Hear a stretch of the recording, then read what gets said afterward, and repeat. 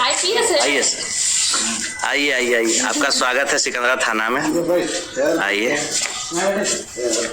IPS कब बने हो? जैसे पैसा दिए बस सब कुछ बन गया। किसको पैसा दिए हो? मनोज सिंह को। कहाँ के है मनोज सिंह? खैरा का।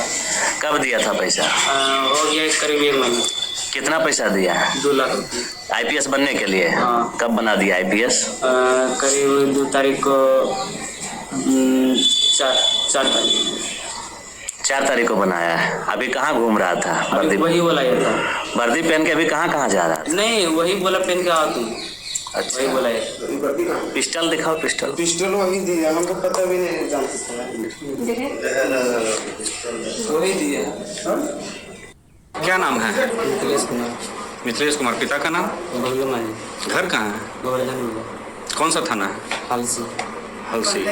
कहाँ ये वर्दी कहाँ तुमको मिली? खैरा मिला। खैरा में मिली। क्या मामला? कौन दिया? मनोज सिंह नाम। क्या बोला?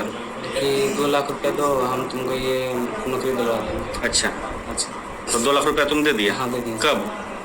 1 महीना हो गया, 4 तारीख को। 1 महीना पहले? 1 महीना पहले 4 तारीख को दिया। ठीक है, तो ये वर्दी आज तुमको कहाँ दिया? ये खैरा में दिया था। कब? आज सुबह 4 बजे।